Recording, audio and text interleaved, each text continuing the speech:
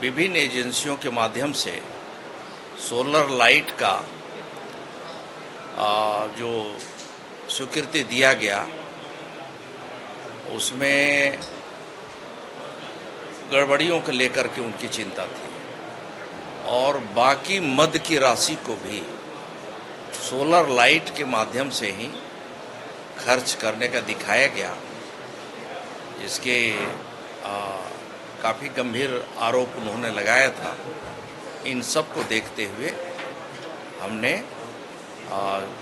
उनके मांग के अनुरूप उसे जांच कराने के लिए सहमति दी। और चूँकि जो भी शिकायतें हैं वो स्वाभाविक है कि पूरे प्रदेश को जानने का अधिकार है और इस जांच का जो भी निष्कर्ष आएंगे वो सब जो है आपको अवगत कराया जाएगा। वो जांच के बिंदु में तय होंगे। अब जांच का रिपोर्ट आने दीजिए, फिर जैसे भी होगी मैं इस बारे में चर्चा करूँगा।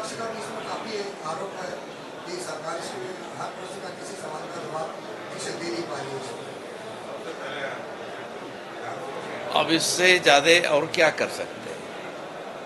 शिकायत उनका है, वहाँ के स्थानीय माननीय विधायक हैं, उस जिले का मामला था। किन किन कारणों से कैसे एजेंसियों को बदल दिया गया और किन कारणों से व्यक्ति विशेष को लाभ देने के लिए इसका उपयोग किया गया, इन सभी बिंदुओं को लेकर के उनका आरोप था। और इस आरोप के आधार पर और उनके प्रश्न के आधार पर हमने जांच के लिए अपनी सहमति दिया है। धन्यवाद।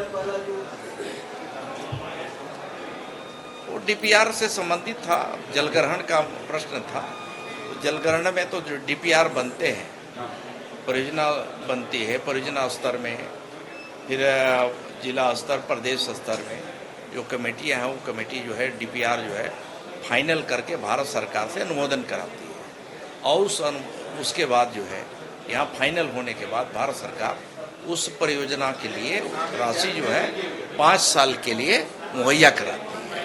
और इसलिए मैंने उनके प्रश्न के उत्तर में हमने बताया है कि जो राशि उपलब्ध कराया जाता है वो नियम के अनुरूप ही है। इसके बावजूद अगर कोई शिकायत उनको हो तो वो हमें लिखित में दे देंगे, तो मैं इसकी पूरी जांच करा लूँगा।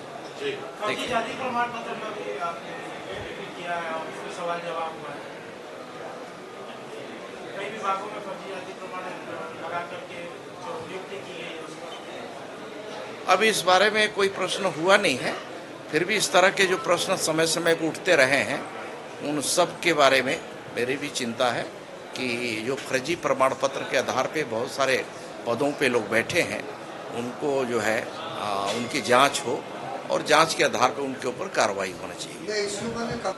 कमल विहार के अंदर बोरिया तालाब को लेकर के ध्यान आकर्षण के माध्यम से पूर्ववर्ती सरकार ने बोरिया तालाब का सौंदर्यीकरण नियमों के विपरीत जाके करने की योजना बनाई। उस योजना में भ्रष्टाचार की बू आ रही थी।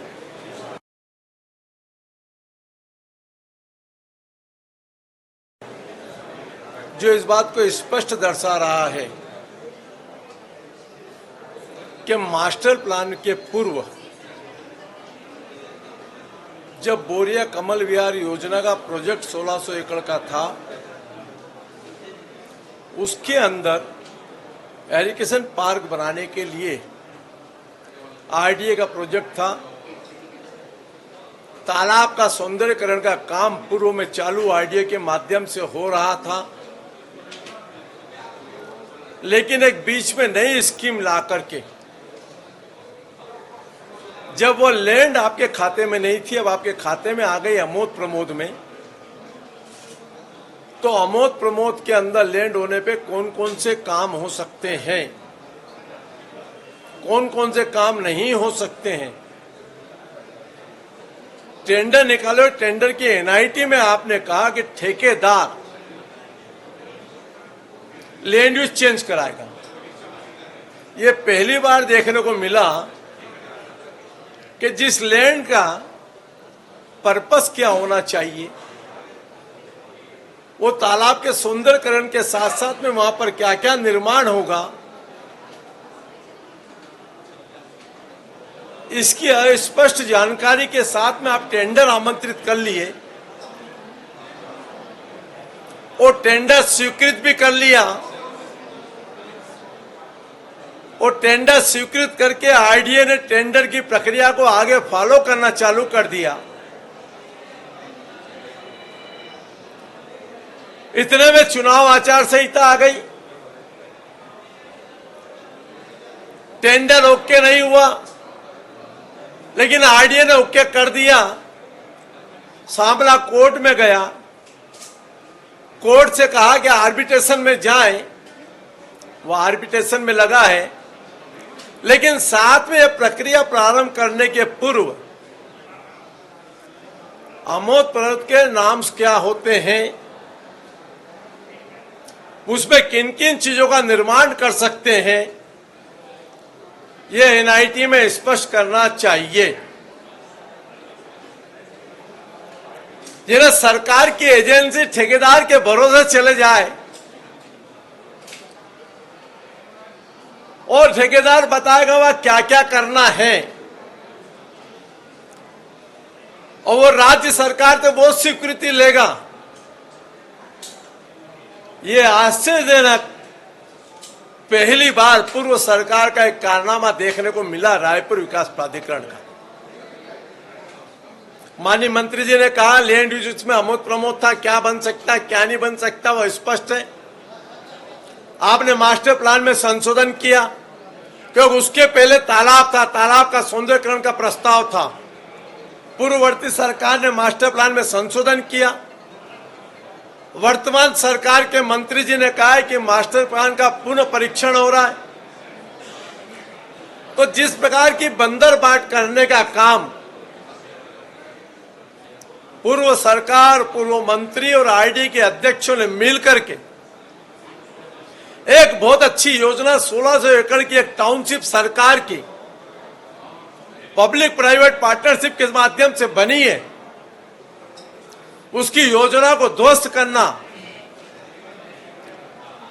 आज कमल विहार की यह स्थिति कर दी है।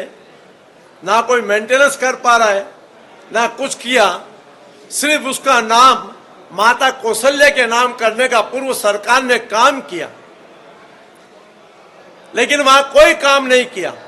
और इसीलिए जो खाली जमीन है, उन खाली जमीन की बंदर बाट करने का जो काम उन्होंने किया है, उसको लेकर के आज मेरा प्रश्न था। मंत्री ने जांच की घोषणा की, संपूर्ण विषय जांच के बिंदुओं में आएंगे और दोषी के खिलाफ में कार्रवाई होगी, यह सुनिश्चित है।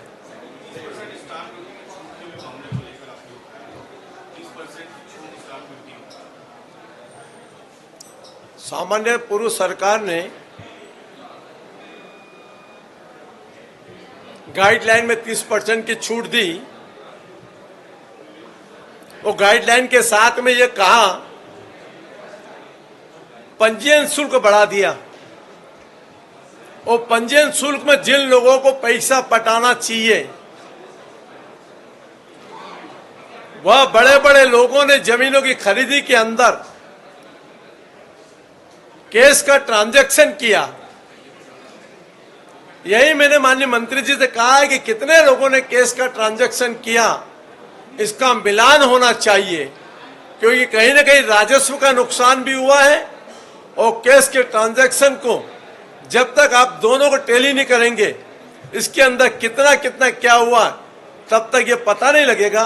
इसलिए मंत्री जी ने कहा है हम नई प्रक्रिया भी लेकर के आ रहे हैं और इसको भी देखेंगे।